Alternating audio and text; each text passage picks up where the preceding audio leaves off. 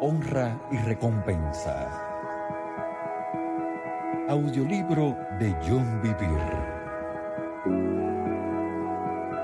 ¿Cómo atraer el favor y la bendición de Dios? Honra y recompensa. Capítulo 13. Honrar a quienes están bajo nuestra autoridad. Quien les honra a ustedes, me honra a mí, y quien me honra a mí, honra a quien me envió.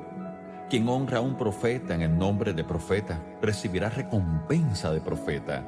Y quien honra a un justo en el nombre de un justo, recibirá recompensa de justo. Y quien honra a uno de estos pequeños con solo un vaso de agua fría, en el nombre de un discípulo, de cierto os digo que de ninguna manera perderá su recompensa. Mateo 10, del 40 al 42.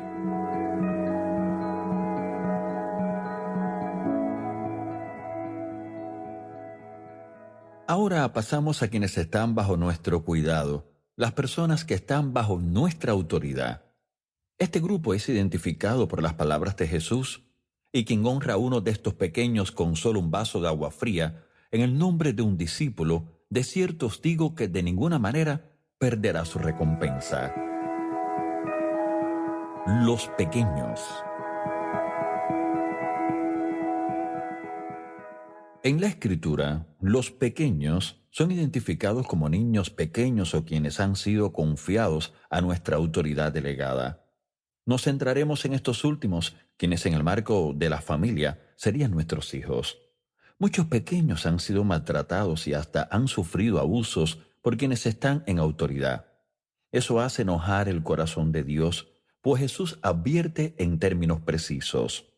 Y cualquiera que haga tropezar a alguno de estos pequeños que creen en mí, mejor le fuera que se le colgase al cuello una piedra de molino de asno y que se le hundiese en lo profundo del mar. Ay del mundo por los tropiezos, porque es necesario que vengan tropiezos, pero ay de aquel hombre por quien viene el tropiezo. Mirad que no menospreciéis a uno de estos pequeños, porque os digo que sus ángeles en los cielos ven siempre el rostro de mi Padre que está en los cielos. Mateo 18, 6 y 7 y 10. Es una advertencia que da que pensar.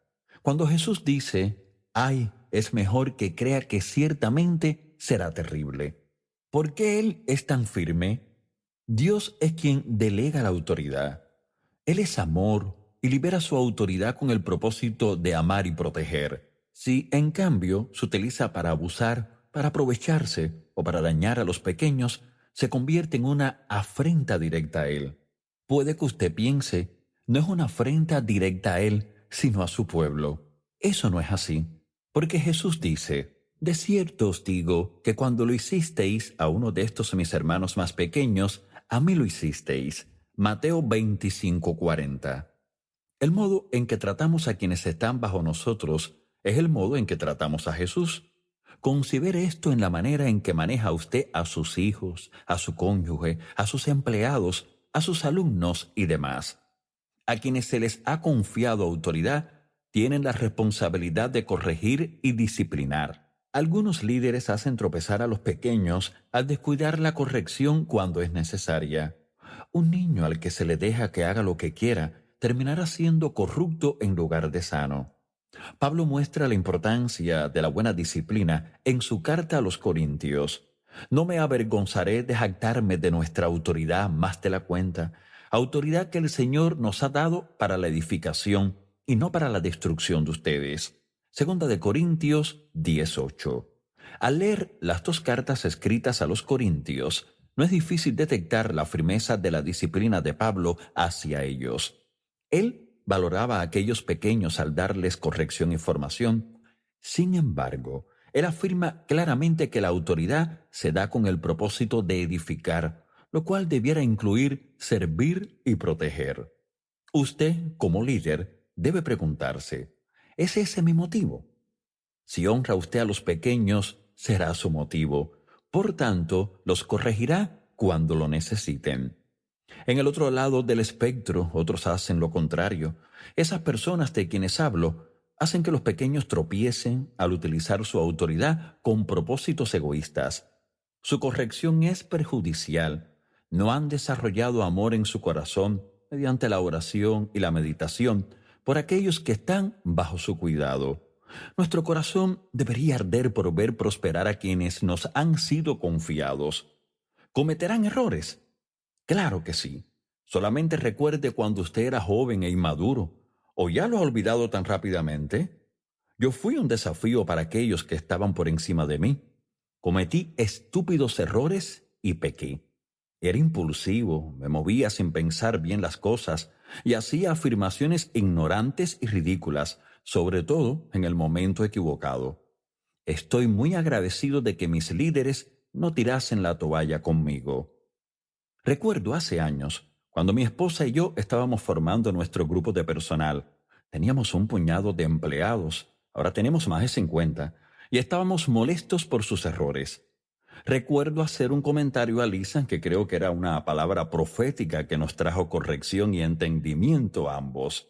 Dije, Lisa, si las personas que Dios pone bajo nosotros no necesitan nada de nosotros, ¿por qué los puso Dios bajo nuestra autoridad?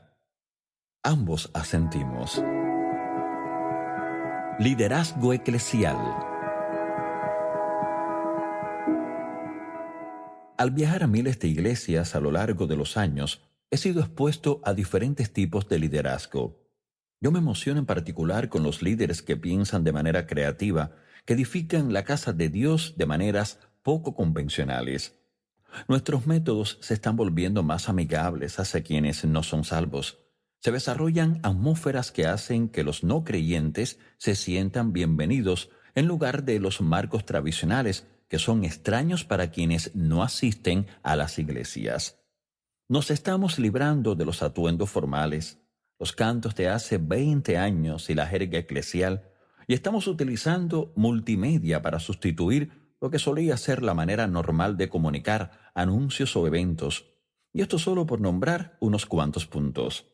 Yo personalmente creo que esta es la sabiduría de Dios.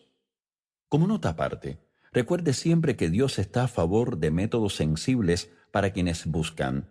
Sin embargo, Él está en contra de mensajes sensibles para quienes buscan. Con respecto a los mensajes sensibles para quienes buscan, Pablo afirma con claridad: ¿qué busco con esto? ¿Ganarme la aprobación humana o la de Dios? ¿Piensan que procuro agradar a los demás? Si yo buscara agradar a otros, no sería siervo de Cristo. Gálatas 1:10. Nunca deberíamos comunicar un evangelio con concesiones a fin de alcanzar a más personas.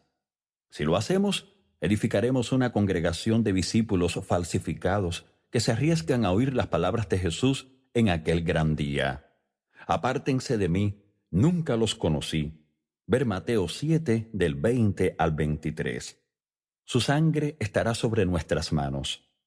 Pablo informó a un grupo de líderes: por tanto, yo os protesto en el día de hoy que estoy limpio de la sangre de todos, porque no he rehuido anunciaros todo el consejo de Dios. Hechos 20, 26 y 27. No podemos proclamar solamente segmentos positivos escogidos de la Escritura. También debemos advertir y corregir. Ver Colosenses 1:28. Jesús nos dice claramente que el Espíritu Santo convencerá al mundo de pecado. Juan 16:8. Una congregación que no lleve convicción a quienes viven en pecado debido a sus mensajes amigables con quienes buscan, no es diferente a la iglesia en la Odisea que se encuentra en el libro de Apocalipsis. Aquella asamblea estaba a punto de ser vomitada por Jesús porque ellos no le permitían que llevara purificación mediante la presencia de su Espíritu Santo. Como consecuencia, él rogó a aquella iglesia: «He aquí, yo estoy a la puerta y llamo». Apocalipsis 3:20. Esto muestra el extremo peligro de los mensajes sensibles para quienes buscan. Sin embargo, con respecto a los métodos sensibles para quienes buscan, Pablo dice: por lo cual, siendo libre de todos, me he hecho siervo de todos para ganar a mayor número. Me he hecho a los judíos como judío, para ganar a los judíos, a los que están sujetos a la ley, aunque yo no esté sujeto a la ley, como sujeto a la ley para ganar a los que están sujetos a la ley, a los que están sin ley, como si yo estuviera sin ley, no estando yo sin ley de Dios, sino bajo la ley de Cristo, para ganar a los que están sin ley. Me he hecho débil a los débiles, para ganar a los débiles. A todos me he hecho de todo, para que de todos modos salve a algunos. Primera de Corintios 9, del 19 al 22. Escuche lo que él dice.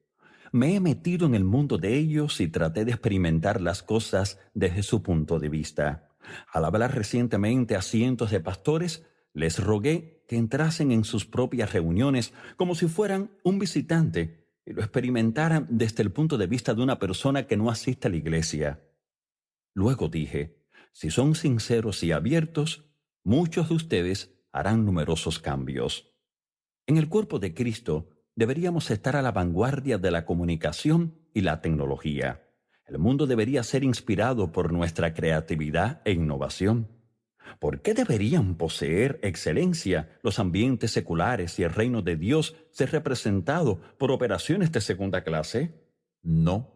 Al igual que Daniel y los otros hebreos eran más sabios que los hijos del mayor reino del mundo, nosotros también deberíamos buscar ideas innovadoras. Proclamemos y enseñemos la palabra de Dios en el poder del Espíritu Santo, sin hacer ninguna concesión, pero empaquetémosla de tal modo que pueda ser asimilada por quienes no asisten a la iglesia. Nuestro mensaje debe traer una fuerte convicción al desobediente y al que no es salvo. Debemos llamar a una completa sumisión a Cristo Jesús, lo cual significa arrepentimiento de pecado, de impiedad y de deseos mundanos, junto con la entrega del 100% de nuestras vidas para seguirle a Él. Podemos hacer esto con gozo en nuestras vidas y mensajes, junto con ideas innovadoras. Ser cristiano no significa perder entusiasmo y creatividad. No, por el contrario, en Cristo encontramos esas cualidades en abundancia. Si honramos a los pequeños, emplearemos el tiempo para pensar creativamente por causa de ellos. Esto agrada el corazón de Dios. Potenciador o desgastador de la vida. Ahora oigamos lo que les dice Pedro a los líderes de la iglesia. Ruego a los ancianos que están entre vosotros, yo anciano también con ellos y testigo de los padecimientos de Cristo, que soy también participante de la gloria que será revelada. Apacentad la grey de Dios que está entre vosotros, cuidando de ella, no por fuerza, sino voluntariamente, no por ganancia deshonesta, sino con ánimo pronto, no como teniendo señorío sobre los que están a vuestro cuidado, sino siendo ejemplos de la grey.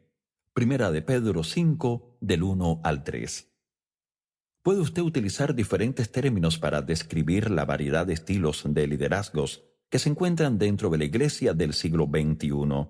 Tradicional, progresivo, legalista, que forma equipo, dictatorial, capacitador, microadministración y la lista continúa. Sin embargo, puede usted reducir esta larga lista a dos categorías principales: potenciador o desgastador de la vida. La diferencia se encuentra en el corazón del líder. Algunos líderes pueden lograr mucho exteriormente, pero dejan seguidores golpeados, heridos y hasta muertos tras de sí.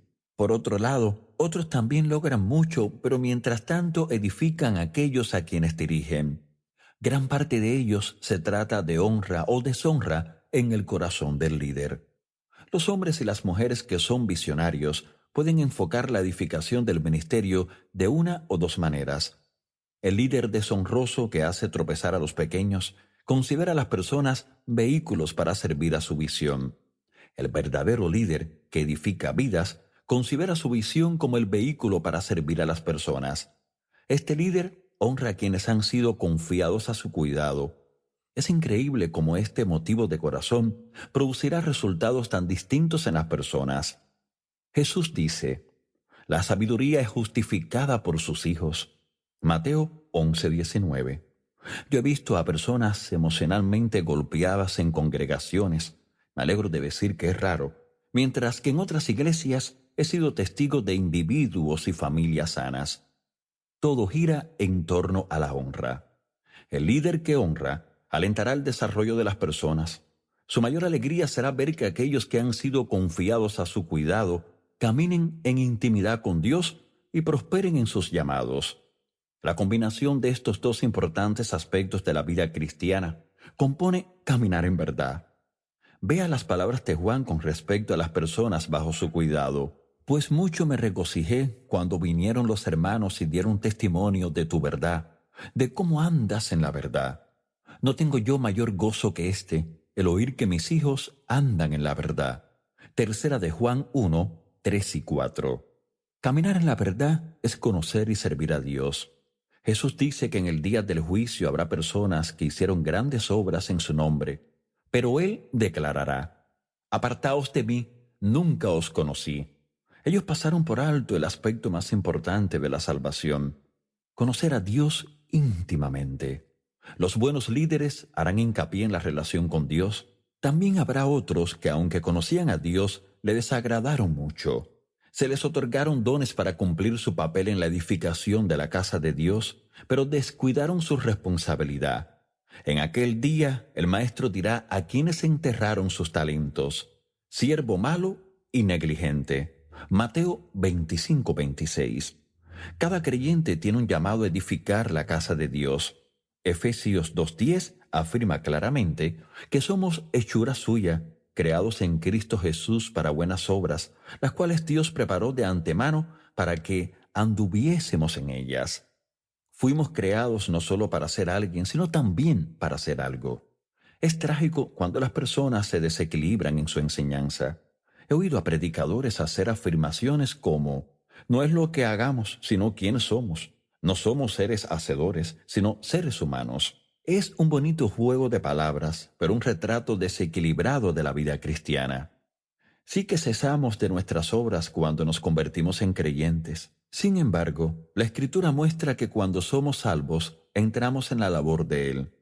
Debemos dar fruto, y eso es prueba de que nuestra fe es genuina. Ver Santiago 2. Esta enseñanza que hace hincapié en quienes somos, descuidando lo que somos llamados a ser, alienta a las personas a asistir a la iglesia una vez por semana, pero se abstienen de ser plantados y estar activos en la casa de Dios. Los creyentes que se han desarrollado bajo este tipo de enseñanza no tendrán experiencias agradables el día del juicio.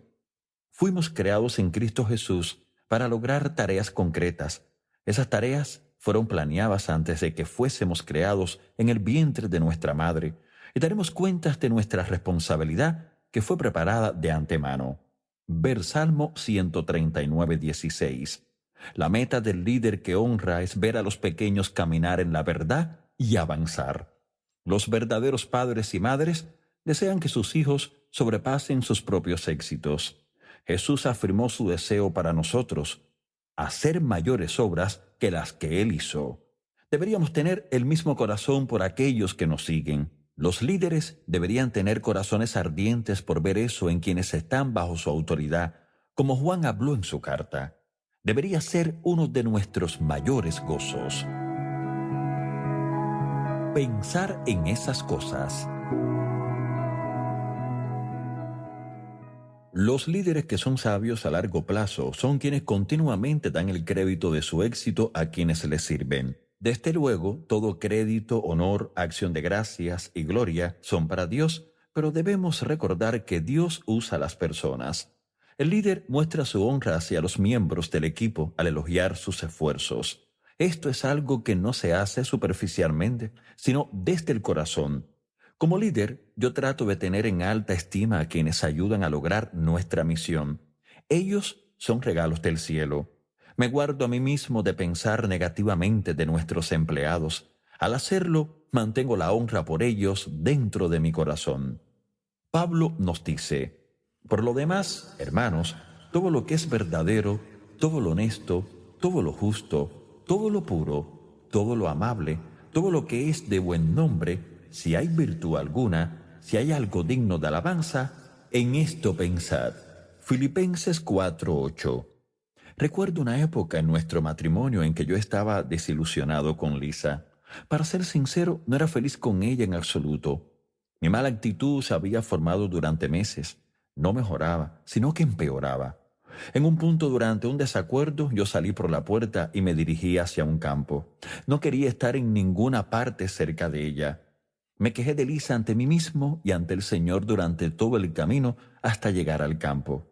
Cuando llegué, oí claramente en mi corazón: Hijo, quiero que pienses en las cosas que Lisa hace bien y que me des gracias por ellas. Desde luego, en aquel momento yo no era nada positivo. Sin embargo, pude pensar en un aspecto, que ella era una buena madre. Sin embargo, en mi frustración, no pensé que hubiera mucho más atributos que nombrar. Cuando le di las gracias a Dios porque ella era una buena madre, otro aspecto me vino a la mente. Cuando agradecí a Dios esa área de su vida, otra más me vino a la mente. Eso continuó durante un buen rato. Y finalmente me encontré a mí mismo abrumado por la esposa tan increíble que tenía. Sucedió algo interesante. Comencé a ver nuestra situación desde una perspectiva muy distinta, y eso me hizo comprender que yo había sido muy mal esposo durante la época en que yo estaba desilusionado con ella. Verdaderamente volví en mí y ya veía las cosas con precisión. Era una vista con los ojos de Dios. Regresé a nuestra casa y comencé a decirle todos los atributos que agradecía. Y seguía hablando y hablando. Salía de mi corazón. Cuando me fui al campo, ella parecía tan furiosa que se habría necesitado bastante tiempo para restaurar nuestra comunión. Sin embargo, porque yo la estaba honrando con mi corazón y eso seguía fluyendo de mí, se produjo una inmediata reconciliación. Desde aquel día en adelante, vimos sanidad y restauración en nuestro matrimonio, y nunca ha regresado al punto en que estaba en aquella época. Lo mismo sucederá con nuestros hijos, empleados, alumnos y miembros de la iglesia si hacemos lo que Filipenses 4:8 nos enseña que hagamos: pensar en lo agradable y lo bueno de aquellos que están bajo nuestro cuidado, pensar en lo valioso que son para nuestro Padre, en que son sus hijos e hijas. Si ellos no son salvos, centrarnos en el hecho de que fueran dignos de que Jesús muriera por ellos.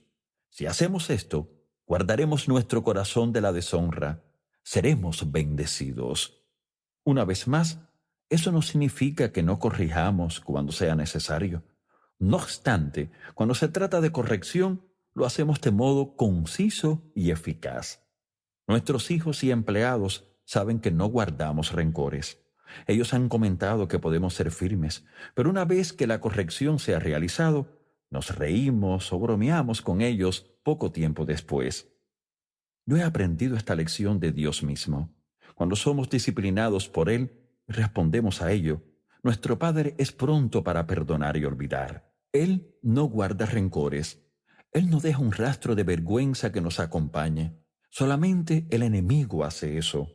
Por el contrario, Él entierra nuestros errores en el mar del olvido. Lo único que Él nos pide es que aprendamos de su corrección a fin de que no tengamos que volver a cometer ese error. Los pensamientos de nuestro Padre, de amor, honra y esperanza hacia nosotros, son tan numerosos que sobrepasan la arena que contiene la tierra. Ver Salmo 139.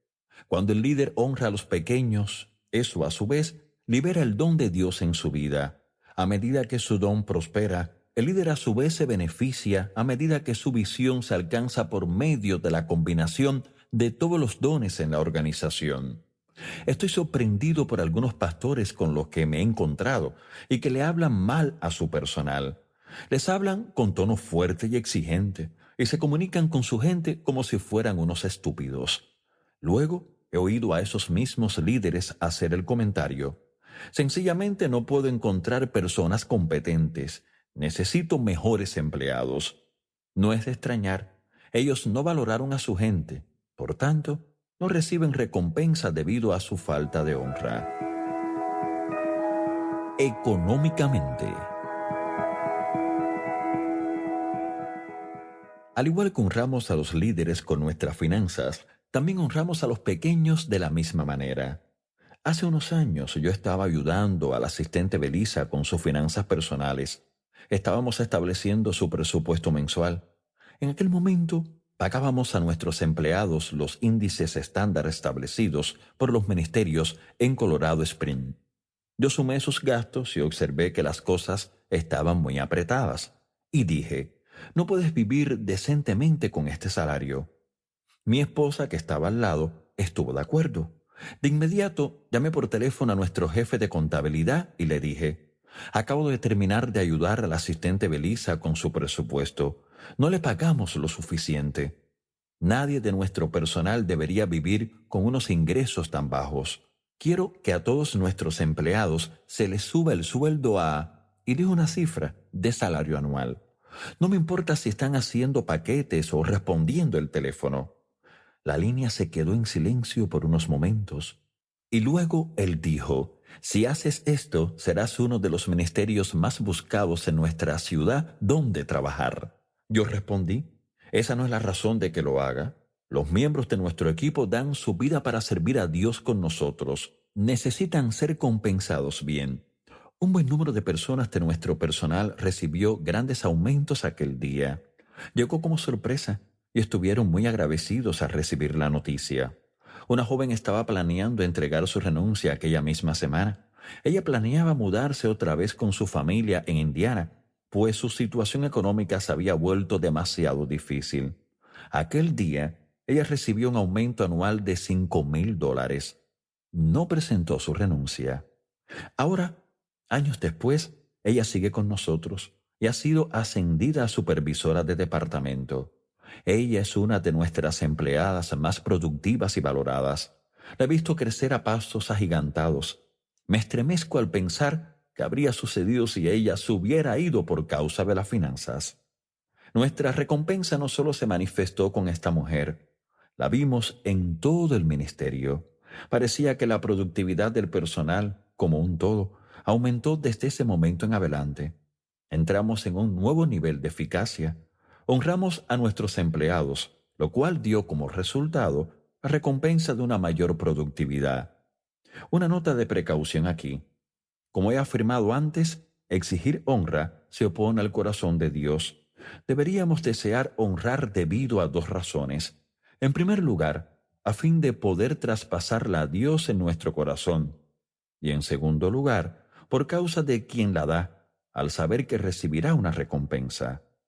En mis primeros tiempos en el ministerio trabajé para una iglesia grande como pastor asociado. Nos pagaban un salario mínimo. Nuestros ingresos totales al mes eran equivalentes a nuestros gastos para vivir, con ningún sobrante para comprar ropa o muebles. Nosotros estuvimos de acuerdo con ese salario. Fue lo que se nos ofreció. No queríamos ser asalariados exigentes. Después del primer año, no nos ofrecieron ningún aumento. Después de 2 años, seguimos en aumento. Ya teníamos 2 hijos en lugar de 1. El costo de la vida aumentaba y seguíamos al mismo nivel que el día en que comenzamos. Uno de los otros pastores asociados, un amigo mío, vino a mi oficina unas cuantas veces en el curso de esos 2 años y me pidió que me uniera a algunos otros pastores asistentes para acudir al administrador y al pastor principal a pedirles un aumento. Mi respuesta fue que yo no tendría parte en eso y les recomendé que tampoco lo hiciera él.